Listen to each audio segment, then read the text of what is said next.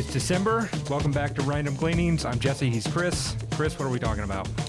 So we're going to talk about some planning things, but first, a couple interesting weeks in the markets here. What are your thoughts?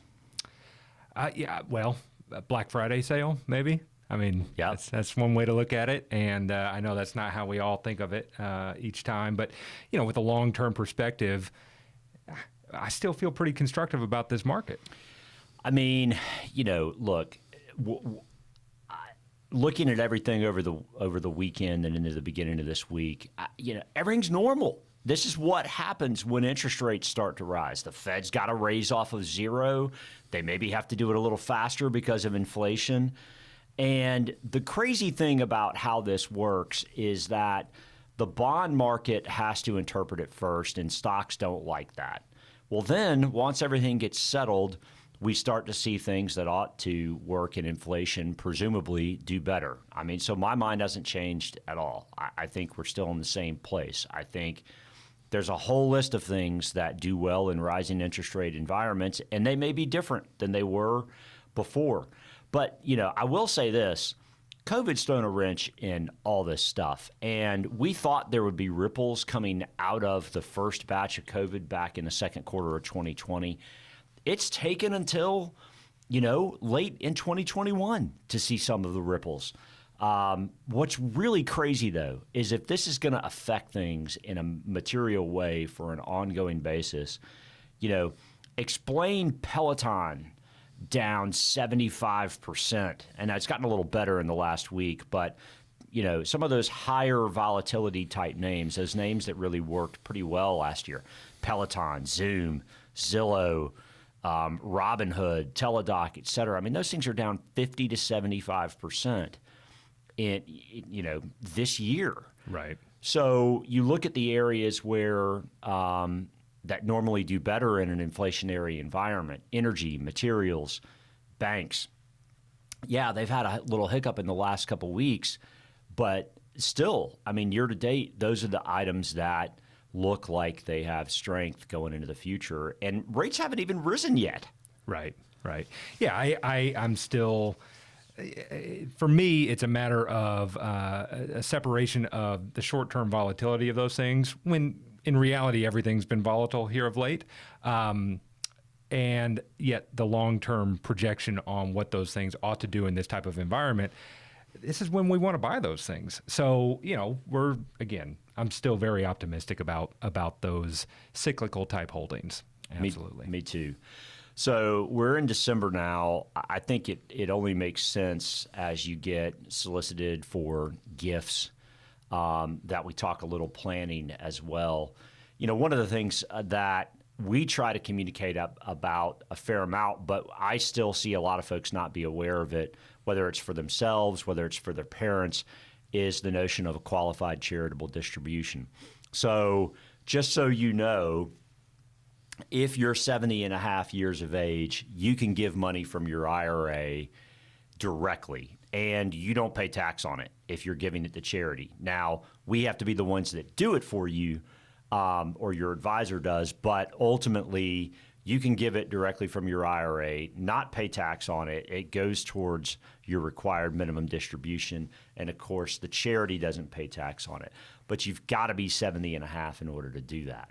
Yeah, the big takeaway there is whether we're giving $50 or $5,000 or more, if it's coming out of my pocket, I will have paid taxes on it. If it's coming out of my IRA, particularly if I have to satisfy something anyway, it's just a more efficient way for more dollars to go in the right direction without Uncle Sam getting his hands on it. That's right. I'm in favor of that. To us, it's one of the best deals in the tax code. I mean, you've got to be doing that if you're age 70 and a half. So by all means, talk to your parents, your grandparents, make sure they're aware of that, because if they're paying church out of their checkbook instead of their IRA, they're just going to pay more in taxes.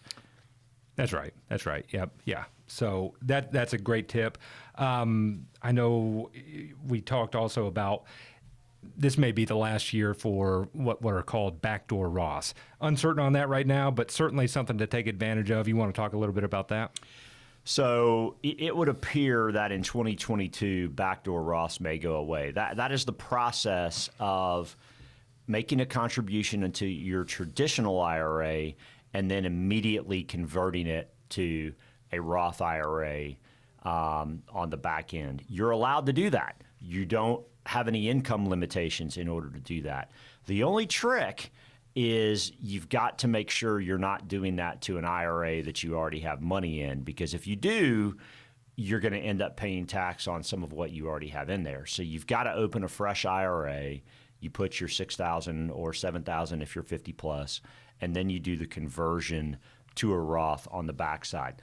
But our understanding at this point is that it's possible that goes away as of 12/31. So you want to make your 2021 backdoor Roth contribution in the month of December for sure. Again, something just to think about there on that as well is if you have the opportunity because of income limits to still get a deductible IRA contribution, it's something to discuss with us or your own advisor. The backdoor is most prevalent or most advantageous to the folks that can't get a deductible IRA, and neither do they qualify to make a Roth. Correct. For whatever reason, the loophole exists. They may get rid of it next year. So for those that we certainly think if you've got an extra $7,000 or $6,000 if you're under 50 to throw to savings, this is the best tax advantage way to make that happen. That's exactly right. Also, Jay Powell was extended as Fed chair by President Biden. You like that consistency? Yeah, I was a buyer of that. Always better to know what you're dealing with, I think, is what I was thinking at that moment. And so the consistency felt like a good thing. He did speak earlier this week and said a couple things that riled the market some. He mentioned eliminating transitory from the language around inflation.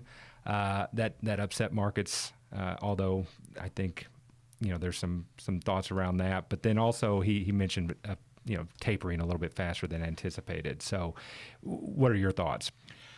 Again, anytime you have the thoughts of extending on the short end or rising rates on the short end, it's inevitably going to cause people to think the economy is going to slow, which means you're going to see the long end of the market get unsettled. When the long end of the bond market gets unsettled, that means interest rates are dropping, okay, which, by the way, is a good thing for mortgages or anything else. I mean, you could think, oh, man, the economy's going to slow, housing's going to go down, et cetera. Well, if mortgage rates are falling, do you think that? I don't tend to think that. Right. So ultimately, you've heard me go on and on about housing. So, if interest rates on the longer end of the curve drop, stocks think that the bond market knows something. It's just a reaction. It's just a resettling of the process. Nothing has changed in my view. I think the consistency is good. Sure, the Fed needs to go after inflation. There's no doubt. Does that mean interest rates are going to rise? Probably. Does that mean that some stocks can't go up? No. Right. In fact, I mean, we talked about that last time. There are stocks that go up when interest rates are going up. It's if we have a short-term market correction or even just a little sell-off relative to some unsettledness from the bond market, that's not abnormal. It's just the market getting used to the idea. So here we are. Ultimately, I still think things are good economically. Consumers in good shape.